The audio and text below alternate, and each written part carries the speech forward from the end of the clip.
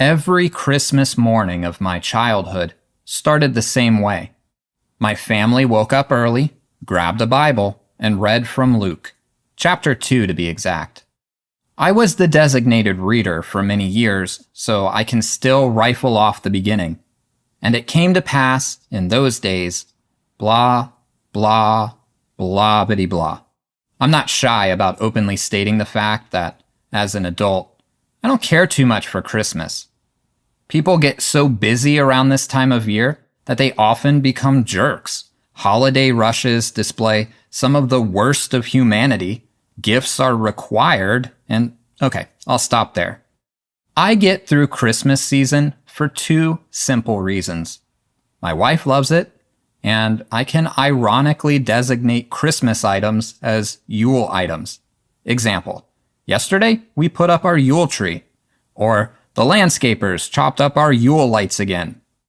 Yule gives me an opportunity to re-examine the spirit of the season without the pollution of modern Christmas craziness. So yeah, I'm a Grinch. I hate Christmas, but I do like Yule. Hey everybody, it's me, Eric Arcadian, and this is my show where I talk about the things that interest me: spirituality, music, magic, witchcraft, and the occult. Today's topic is Yule. The word Yule comes from an Old English word, Yule, that's spelled G-E-O-L. And it may have even gone as far back as Proto-Norse, a word spelled J-O-L, pronounced probably something like Yule. I haven't been able to determine if that word had any specific meaning other than implying a certain time of year. As modern pagans, what we're really talking about is the Winter Solstice, which occurs every year in the Northern Hemisphere, sometime around December 21st or 22nd. Yuletide, if you wish to celebrate the entire season, happens from December 21st to January 1st, unless you're Jason Mankey, in which case I think it starts sometime in mid-November. If you feel lost on the wheel of the year, just remember that Yule is a solar event that happens directly between both of the equinoxes, that is, directly between spring and fall. The winter solstice, of course, is the longest night and shortest day of the year. We commonly say that the sun is reborn on this morning, starting the cycle of the wheel of the year all over again. I can imagine that it must have been fairly unnerving for our ancestors, gradually watching the nights grow longer and colder each day as the sun itself grew weaker. Once the sun shifted its course and began gaining strength again, it was truly a cause for celebration. And celebrate they did.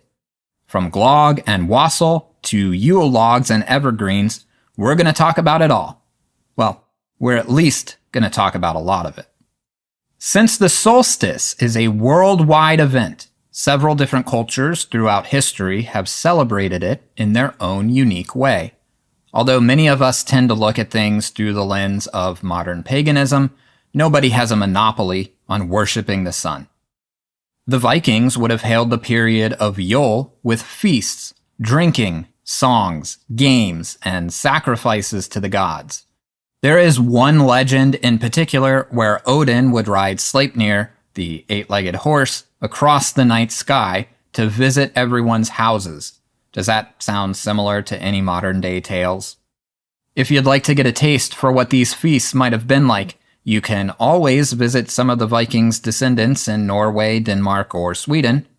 Now, if that seems like too much of a trek, your local IKEA probably hosts a Swedish Christmas Yule board buffet, complete with glögg, a traditional mulled wine spiked with rum and whiskey. Celine and I went one year and sampled all of the food. I can't really say that I found too much of it to be palatable, but it was a fun experience.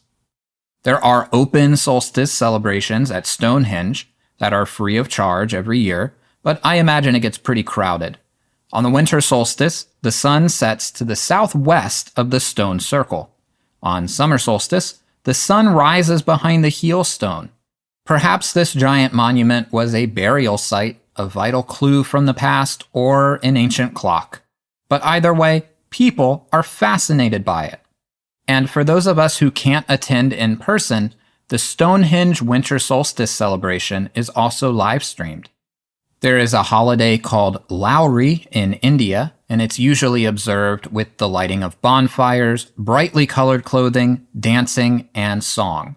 Although the date is usually in January, it does celebrate the end of winter and the coming of longer days after the darkest night of the solstice, so it's still in line with this same idea. There was Saturnalia in ancient Rome. This was a festival held between December 17th and December 21st to celebrate the god Saturn, who was commonly associated with things like wealth, abundance, and agriculture. It included gift-giving, feasting, gambling, and, in general, sounds like a pretty fun party. They even elected a king of Saturnalia, which reminds me a lot of the May Queen or May King roles that you would have during festivals commonly held around Beltane. And in the Inca Empire, there was a holiday called Inti Raymi. That was a celebration focusing on the sun god Inti at the winter solstice. It is important to note that the southern hemisphere's solstices are swapped from the ones in the north, so this event actually occurs during June and lasts for 9 days. It included animal sacrifices, dances, processions, and brightly colored clothing. It is still celebrated today by people throughout the Andes region. Okay, before we get too much further into this, let's go over some basic Yule associations that you can pretty much find everywhere today. The dates, as I mentioned earlier, are December 21st or December 22nd. The colors would be green, red, white, gold, and silver. For flowers, you might have poinsettias. For herbs, you could use mistletoe, holly, or something evergreen. Crystals could include sunstone, obsidian, quartz, moss agate, or bloodstone. Yule foods are frequently things like apples, oranges, things with cinnamon or peppermint in them. And some musical associations could be things like bells, choirs, and drums. Now, let's talk about Christmas. Everyone knows that December 25th is the official historic birth date of Jesus Christ. Right? Not really. I guess that's one possibility, but there's really no evidence to determine the exact date. While the birth of Jesus may be a little murky, the birth of Mithras was not. Mithras is an ancient god, often equated with a bull. The Greeks and Romans considered him a solar deity, but he can be found all over the world, including Persia, Iran, and India. His birthday was traditionally celebrated on December 25th, way before Jesus ever came into the picture. The cult of Mithras was a pretty big deal in ancient Rome. If you combine this with Saturnalia, the mid-December festival that honored Saturn, it seems like there was a lot of pagan activity going on in Rome around this time of year. At this point, the Christian church had two options. They could either put a stop to the celebrations, or they could relabel them. They went with the option that they do best. Sometime in the 4th century, the church officially decreed that Christmas was to be celebrated on December 25th. Instead of getting rid of Mithras or Saturnalia, they just gave people a new deity to focus on. Just like Lughnasadh became a Christian bread mass blessed by God instead of Lugh, December 25th would celebrate the birth of Jesus Christ instead of Mithras. To celebrate this most holy of days, evergreens may have been brought inside the house and decorated with apples to represent the fruit from the Garden of Eden. Well, that's one thought anyway. But it's almost impossible to think about Christmas without also picturing the big man himself, right? No, I'm not talking about Jesus anymore. I'm talking about Santa Claus. In the 4th century, there was a famous monk named Nicholas of Bari who had a reputation for gift-giving and generous donations to the poor. Yeah, he was a real dude. He sometimes chose to give gifts secretly or mysteriously, like stashing coins in a person's shoes that had been left out. Now, I've never woken up with money in my shoes, but that sounds pretty awesome. Not a lot is truly known about Nicholas of Bari. It is said that he was born to wealthy Christian parents somewhere in Asia Minor, but most of the stories or accounts about him were written hundreds of years after his death. You might say that death made him pretty famous, because he achieved sainthood and later became Saint Nicholas. Stories of Saint Nicholas spread far and wide. If you'd like a quick abbreviated history that leaves out far too many details, Saint Nicholas, who would later become our beloved Old Saint Nick, first became Saint Nicholas, then Sinterklaas, and finally Santa Claus. I'm not here to give Santa's life story. After all, we know he lives happily at the North Pole with Mrs. Claus.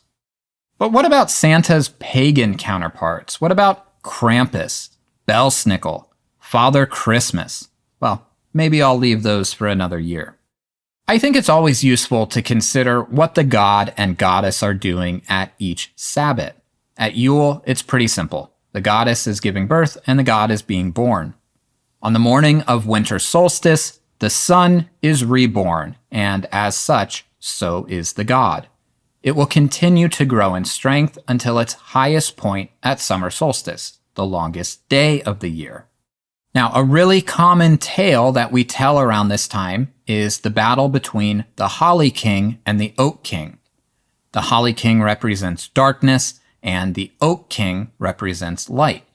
Together, they also represent duality and the two opposing forces of the god, life and death. Their battle symbolizes the shifting halves of the year, the light half and the dark half. The way the story is usually told is this. At winter solstice, the Oak King defeats the Holly King.